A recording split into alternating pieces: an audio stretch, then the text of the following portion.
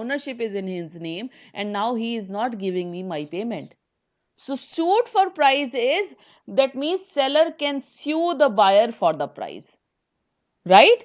Now understand this line, irrespective of delivery of goods. तो जो delivery नहीं भी की, उसने लियन का राइट भी अगर एक्सरसाइज किया हुआ तब भी वो सूट फॉर प्राइस करेगा, जो प्रोडक्ट जा चुके हैं. प्लीज अंडरस्टैंड, अनपेड सेलर तब अनपेड बनता है जब गुड्स गए, पेमेंट नहीं आई. Remember that condition. It is not like कि it is air in the castle, कि हवा में बातें हो रही हैं, गुड्स भी नहीं गए और सेलर चार्ज भी कर रहा है. No, seller will only be unpaid only in the condition when the payment has not been made by the buyer.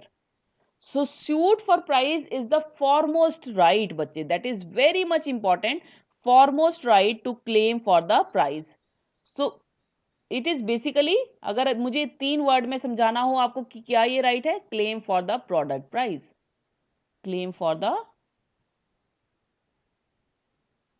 product price. Yes, look at this. सो अपना जो प्रोडक्ट उसको दिया है बायर को, या नहीं भी दिया है, जो पिछला दिया हुआ है वो उसका प्राइस ले सकता है, वो मांग सकता है from the court. Okay. Second is, any doubt in this? Yes. No, ma'am. Second very important right is suit for damages. Damages word is very important. Damages is actual loss. Damages is actual loss to the goods. So वो damages यानी कि कुछ price तो claim कर ही सकता है, price के लिए तो वो सूट फॉर प्राइस है ही, बट कुछ नुकसान हो गया उसका, बायर ने बोला कि नहीं मुझे गुड्स अभी नहीं चाहिए, राइट? तो सेलर जो गुड्स की डिलीवरी वापस मंगवाएगा उसके लिए उसका नुकसान हुआ है. मान लीजिए नुकसान क्या, ट्रक भिजवाया तो ट्रक की कॉस्ट, ड्राइवर की कॉस्ट, टैक्सीज की कॉस्ट, वो सब उसको बेयर करना पड़ा सेलर को. तो सेलर वो सारा मांगेगा, प्राइस तो मांगेगा ही मांगेगा जो गुड्स की है. बट मान लीजिए बायर रिफ्यूज कर देता है कि he does not want these goods, right?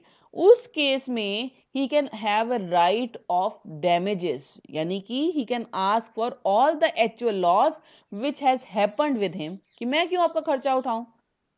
अगर वो गुड्स लेता तो वो बिल में सारी अमाउंट आती, तो बिल का वो अमाउंट देता ना बायर. बट अगर बायर ने नॉन डिलीवरी कर दिया, उन्होंने बोला कि मुझे नई गुड्स चाहिए, तो सेलर के जितने भी खर्चे होंगे वो खर्चे भी क्लेम कर सकता है प्राइस के साथ साथ. तो प्राइस और खर्चे में डिफरेंस समझो. Price is price of the product. जैसे कि अब आप कभी देखते हो कि आपने कोई प्रोडक्ट देखा है तो उसमें वो कैटेगरीज बनाते हैं स्पेशली, कि सर ये तो प्राइस है ओरिजिनल प्रोडक्ट का, इस पे सीजीएसटी और एसजीएसटी लगेगा. वो जो चार्ज हैं, please understand, that is basically coming under the price. Total price निकालते हैं फिर वो.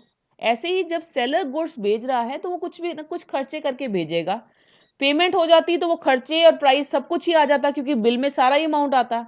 पेमेंट नहीं हुई है तो प्राइस के साथ साथ वो जो खर्चे किए सेलर ने बायर के गुड्स के लिए, वो सारे खर्चे he can claim. so that is called damages, right? so seller can recover damages, not the full price, right? क्योंकि उसने गुड्स की डिलीवरी नहीं ली है, तो उसका राइट क्या आ जाएगा, डैमेजेस का. गुड्स वापस भिजवा दिए बायर ने, buyer is refusing to accept the goods, तो अब उस केस में क्या राइट बनेगा, गुड्स तो वापस आएंगे बट जो लॉस हुआ है, जो एक्सपेंसेस हुए हैं सेलर के, all that can be claimed from the buyer. Yes, is it clear? Yes, ma'am. Okay. Last is, yes, last is special damages. इसको हम एग्जेम्पलरी डैमेजेस भी बोलते हैं. ये बहुत स्पेशल डैमेजेस होते हैं जहां पे पार्टीज को पूरा पता था कि अगर कॉन्ट्रैक्ट कैंसिल होगा तो ये चार्जेस पड़ेंगे. प्लीज अंडरस्टैंड दिस कि there are certain loss which is exemplary. Exemplary का मतलब होता है opportunity cost loss. Opportunity cost loss, कि sir we are making a contract with you, at the last moment अगर आप कॉन्ट्रैक्ट कैंसिल करते हो तो हमारे ये चार्जेस होंगे जो आपको बेयर करने पड़ेंगे. लीगल चार्जेस यानी कि एडवोकेट के चार्जेस वो आपको देने पड़ेंगे, एफिडेविट के चार्जेस वो आपको देने पड़ेंगे. हमने 2 पार्टीज को या 3 पार्टीज को जिनको हमने मना किया है उसके हिसाब से लॉस आपसे कवर करेंगे.